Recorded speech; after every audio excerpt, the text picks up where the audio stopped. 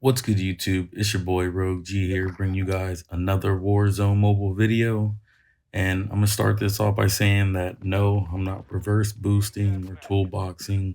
These lobbies are just these lobbies.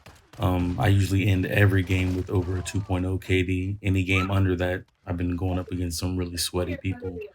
If you don't believe me, or if you don't even know what reverse boosting or toolboxing is, I'll drop a link in the description of my boy the Rick, and he'll break all that down for you about what that is inside of Call of Duty. But this video is more or less about Warzone Mobile and how Microsoft Activision is basically killing their own game. Now, I don't know about any of you guys. For people who don't know about Warzone Mobile or don't play Warzone Mobile, I will give them credit. Warzone Mobile, when it's working, it's one of the best FPS shooters out on mobile right now. But the problem with that is it's not always working. Now, I play this game and stream this game off of multiple devices. I have an iPhone 15 Pro, I have an iPad 10th generation, and I also sometimes use my daughter's iPad Mini 6 because I use a Razer Kishi Ultra, so I can put my daughter's iPad inside of the controller and it kind of becomes like a PlayStation Portal. And between these three devices, streaming with them, not streaming with them, doing screen recordings, my main issue with this game, and it's not just me, it's thousands upon potentially millions of other people who played this game, my devices still overheat. And the worst part about that is, in an FPS shooter, there's certain things you really don't want to sacrifice, and I can play this game with, Play-Doh graphics. That doesn't bother me.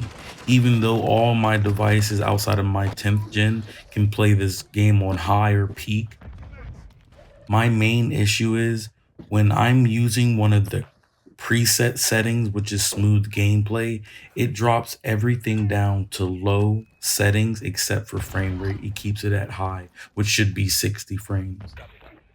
And within an hour, my devices are all overheating. And my main issue with that is, as a controller player, if I use a controller that's a telescopic controller, meaning that it plugs into the charging port of my devices, after a while, my device overheating, it will cause connection issues with my controller because of the heat coming from the charging port. Now, I do know the lobbies are cross-play lobbies, so we are playing with touch players and touch players are playing with controller players. But for me personally, after hearing about the layoffs and knowing that some of the people that are involved with Warzone Mobile not liking how the game hasn't produced much in revenue, I really just don't understand how they think someone from console or PC would come over. And if they're not playing touch, right? Because I know a lot of touch players don't have these issues because they're playing touch. They don't have to worry about a connection issue with their controller or their phone overheating as much because they're playing the game as most people would because it's mobile. But if you're a console or PC player and you're coming over and you don't play touch, that can really be an issue when trying to play this game. Your device overheating so much that it causes interference with your controller support in the game. Now, the reason why I'm talking about this is because outside of that, there are other issues in this game, but I'm not going to run down the list because this isn't one of these rage baiting videos.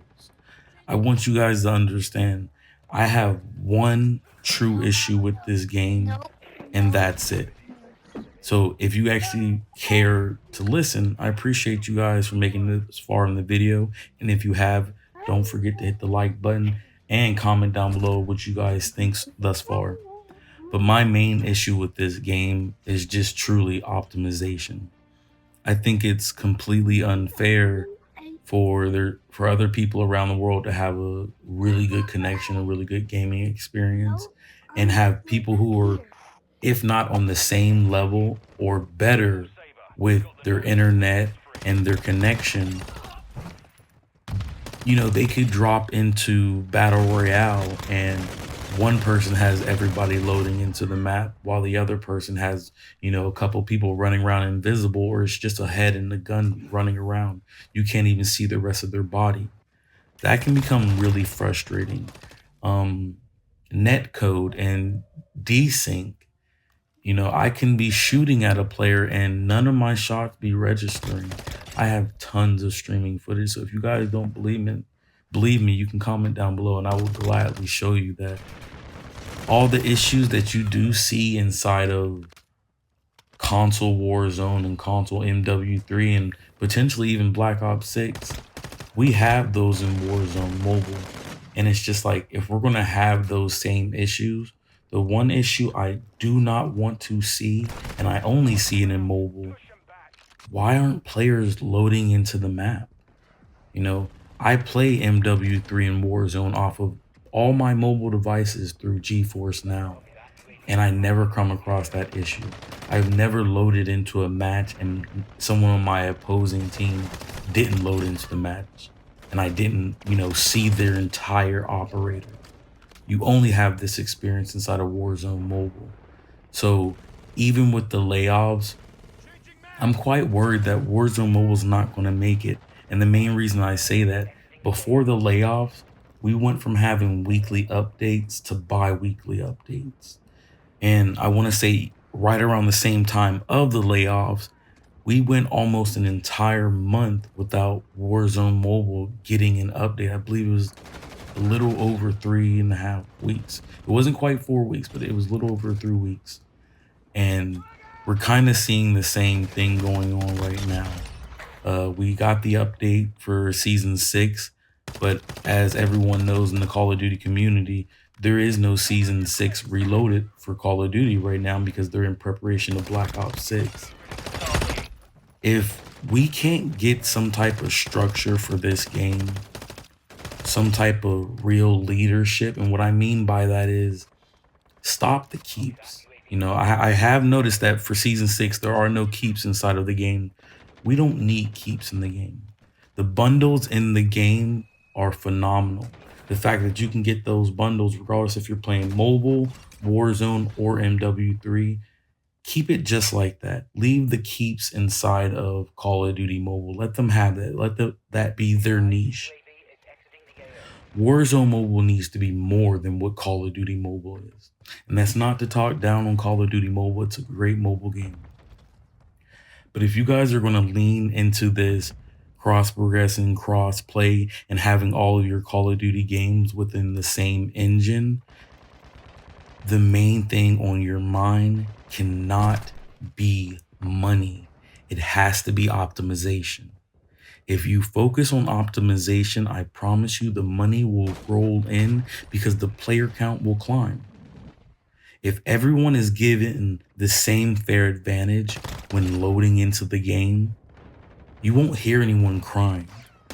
If everyone's phones or mobile devices can properly run this game without overheating and crashing or causing some type of interference with controller or connection, people will flock back to this game. Now, if you don't believe me, this is a quick tip to all the console and PC players that are playing Warzone and MW3. For any of you guys that have missed out on your weekly challenges, you could literally link your account to Warzone Mobile, load in, go inside of the Arsenal store, and buy any aftermarket part that you might have missed out on your weekly challenges from just earning Arsenal tokens within the game. And the Arsenal tokens are super easy to earn because it's no different than your weekly challenges. You load in, you see what you have to do, play with certain weapons, get certain amount of kills or certain things, and then they give you Arsenal coins. You use those coins to buy aftermarket parts, attachments, and weapons. It is literally that simple, you guys. But that's about it for this video. If you guys enjoyed this video, please give the video a thumbs up. Comment down below what you guys thought about the video. And if you guys are enjoying Warzone Mobile, the best to you guys. But if we don't get this optimization down pat, I don't think this BO6 integration update is going to help the game. It might just break it.